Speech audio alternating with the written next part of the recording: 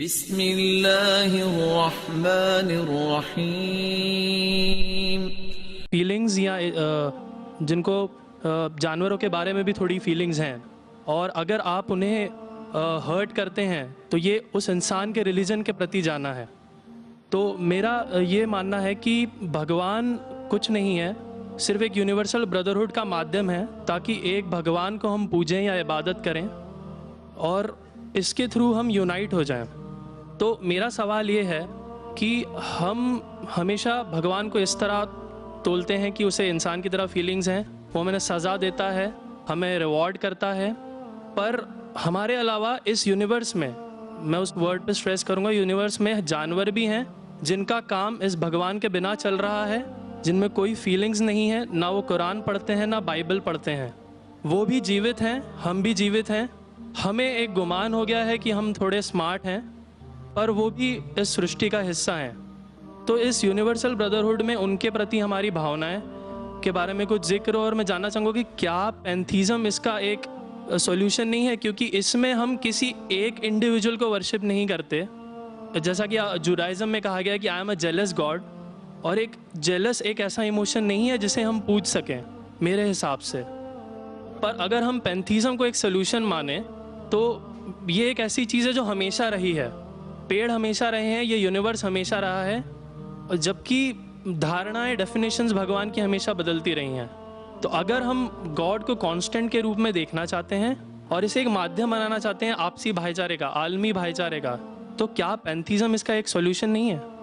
भाई साहब ने सवाल पूछा कि यूनिवर्सल ब्रदरहुड हम सिर्फ इंसानों तक महदूद रह गए हैं, क्या जानवर में जान नहीं है? और ये भगवान को हमने खुद बनाया ताकि आलमी भाईचारा रहे, लेकिन क्या पैंथीज़म इसका सलूशन नहीं है कि भगवान को हम दूसरे रूप में देखें? भाई साहब का अच्छा सवाल है। सवाल के दो हिस्से हैं।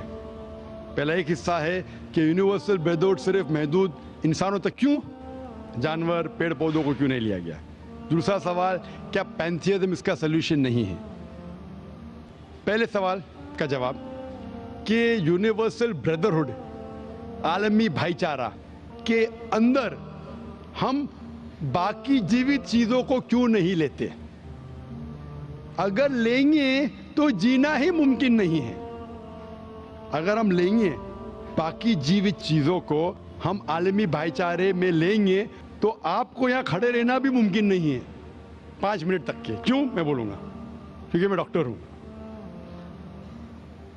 भाईचारा का एक उसूल है कि दूसरे भाई का कत्ल मत करो। उसूल है क्या नहीं? ठीक है, आप सांस ले रहे, अभी सांस ले रहे ना, आप जब सांस लेते लाखों जर्म्स का कत्ल कर रहे हैं आप कैसे भाई? ये लाखों लोग का कत्ल कर रहे जीने के लिए, ये कैसा भाईचारा है? तो इसीलिए भाईचारे का डेफिनेशन जरा हम बराबर तौर से समझ ले, फिर हम डिस्कस करें। क्योंकि अगर आप कहें कि हर जीवित चीज मेरे भाई है, तो आप भाईचारे के खिलाफ। कोई भाईचारा में ये नहीं है कि दूसरों का कत्ल करो अपने आप को जिंदा रखने के लिए। कभी भी इस्लाम में ये नहीं कहा गया है कि दूसरों को दबाओ अपने आप को ऊंचा करने के लिए। और मैं अल्लाह के रसूल की एक मिसाल दूंगा आपको। अल्लाह के रसूल फरमाते हैं, आप जब देखते हैं एक खजूर का दरख्त, पाम ट्री, वो एक मोमिन की मिसाल है, मुस्लिम की मिसाल है, तो साहबा सोचते इसका क्या मतलब? क्यों एक खजूर का दरख्त, पाम ट्री को मुस्लिम कह रहे? समझ में नहीं उनको। आज हम जानते हैं, उस टाइम अल्लाह के रसूल ने कहा, कोई भी पेड़ पौधे जब भी बढ़ते ऊपर, वो क्या करते हैं? आजू बाजू पेड़ को हटाते हैं, फिर ही बढ़ते हैं। नीचे जाते हैं, अपने पौधों को, रूट्स को एक्सपैंड करते हैं। इसीलिए आप देखेंगे म्युनिसिपैलिटी क्रैक्स को तोड़ती है, मजबूत करे। क्यों? वो पेड़ बढ़ता है तो क्रैक हो जाता है, फिर से टाइल लगाते हैं। जितना पौधा बढ़ता है, जितना पेड़ बढ़ता है, उतना आजू बाजू नुकसान करता है।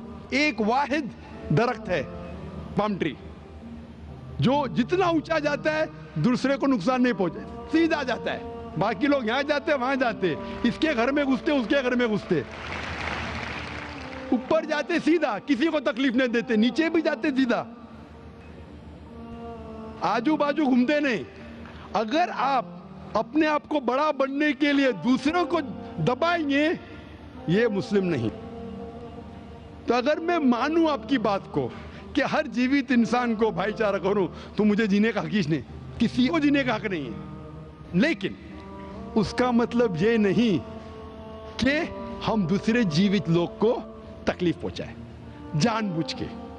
इसीलिए इस्लाम में जब मोहम्मद सल्लल्लाहु अलैहि वसल्लम पैगाम दिए अरब देशों में, अरब ममालिक में, तो लोग ने कहा ये कैसा इंसान है। जब अल्लाह के रसूल ने कहा कि ऊंट के ऊपर ज्यादा वजन मत डालो, हराम है, घोड़े को ज्यादा तकलीफ मत दो, तो लोग कहने लगे ये तो अभी इंसानों की हुकूक की बात कर रहा था, अभी जानवरों के हुकूक की बात कर रहा है।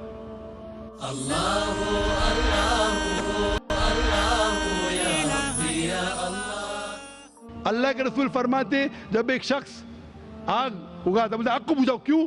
उधर चींटियां मर रहे हैं। उसका मतलब जानबूझ के कोई भी जीवित चीज को मारना हराम है, सिर्फ अनजाने में इजाजत है या जिसकी इजाजत खुदा ने आपको दी है, जिसकी इजाजत दी है खुदा ने।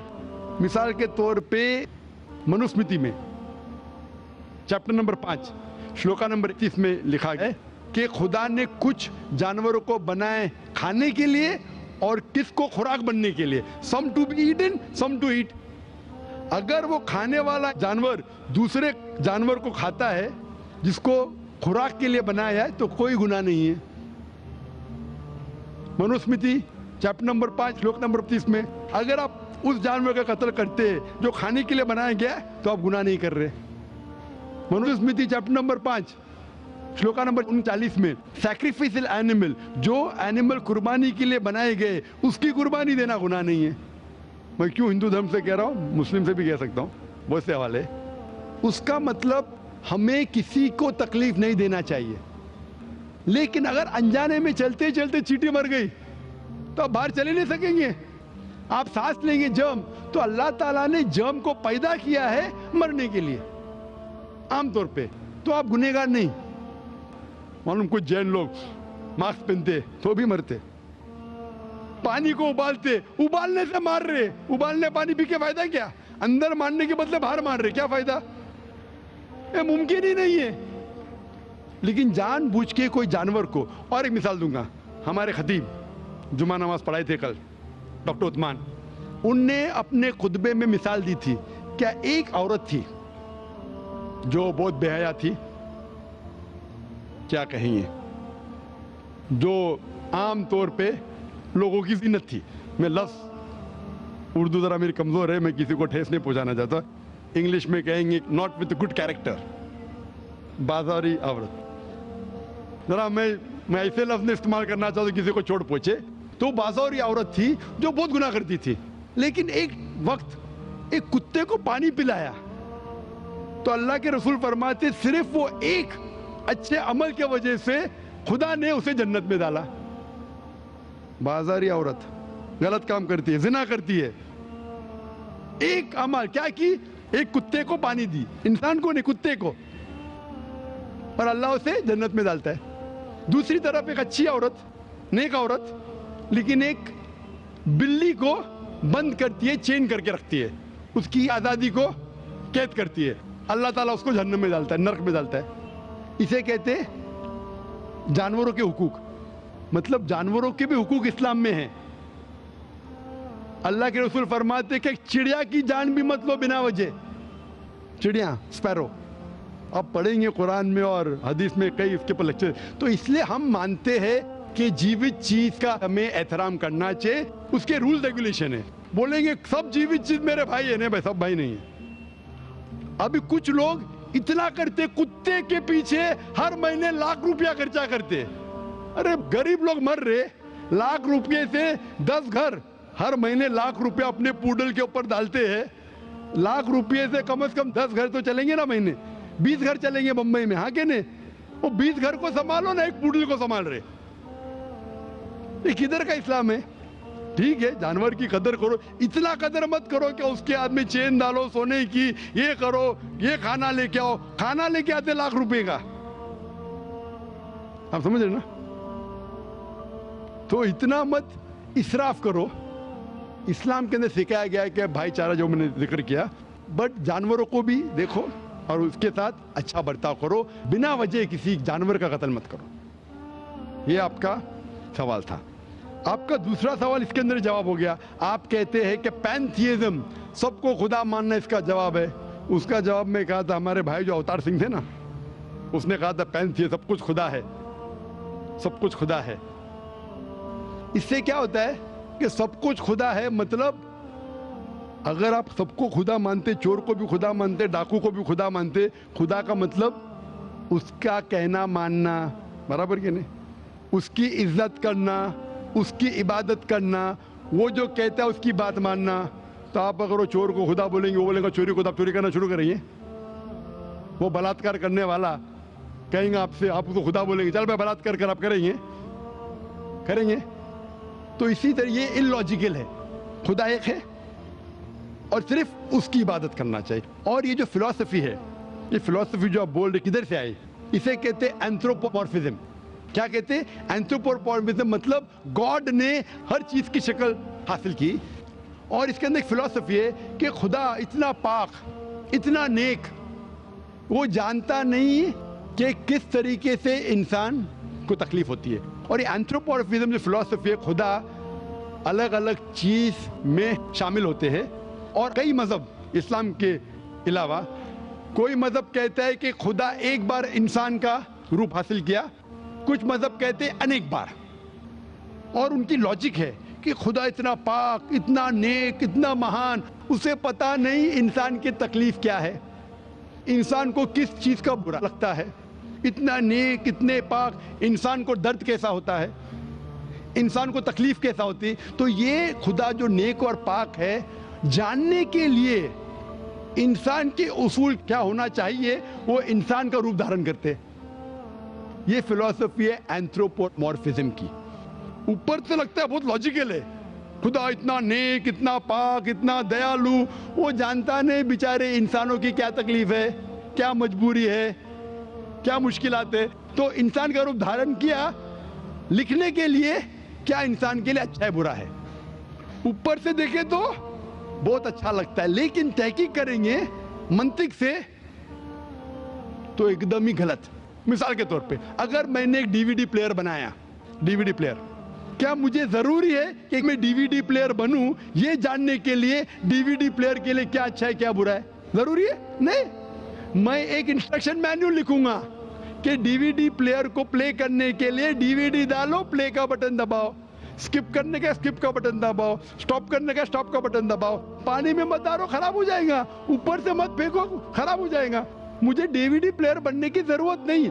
इसी तरीके से खुदा हमारा खालिक है, हमारा बनाने वाला है, हमारा पैदा करने वाला है, उसको इंसान बनने की जरूरत ही नहीं। वो क्या करता है? इंस्ट्रक्शन मैन्युअल लिखता है, इंसान के लिए क्या अच्छा है क्या बुरा है, क्या खाना चाहिए क्या नहीं खाना चाहिए, कैसा इबादत करना चाहिए। और इस खुदा का आखिरी इंस्ट्रक्शन मैन्युअल है कुरान। इस ईश्वर, इस भगवान, इस अल्लाह, इस खुदा का आखिरी इंस्ट्रक्शन मैन्युअल है कुरान। इस कुरान मजीद में लिखा है आपके लिए क्या अच्छा है क्या बुरा है, किस तरीके से जानवर से अच्छा बर्ताव करना चाहिए, किस तरीके से भाईचारा बढ़ना चाहिए, किस तरीके से गरीबों की मदद करना चाहिए, सब लिखा है इसमें। खुदा को खुद इंसान बनने की जरूरत नहीं, क्योंकि वो हमारा खालिक है, हमारा मालिक है। तो इसीलिए ये पैंथियज्म फिलॉसफी इज टोटली रॉन्ग। और वेद में किधर नहीं लिखा है, आप जाएंगे दूसरी किताबों में लिखा है, आप अगर देखेंगे मेरी कैसेट हिंदुइज्म एंड इस्लाम पे, लेकिन वो किताबें वेद से ऊंची नहीं है। वेद में सिर्फ लिखा है तौहीद के बारे में, एक खुदा के बारे में, एक कम सत्य विप्रा बहुधा वेदांते, खुदा एक है, उसको नाम अलग दे सकते हैं आप, लेकिन खुदा एक है, उसकी सिफत आप बयान कर सकते हैं। और वो एक खुदा है न तस्य प्रतिमास्ति, उसका कोई अक्स नहीं है, ना कोई पिक्चर है, ना कोई पेंटिंग है, ना कोई मूर्ति है, ना कोई स्टैच्यू है। Hope that answers the question. ला इलाहा इल्लल्लाह ला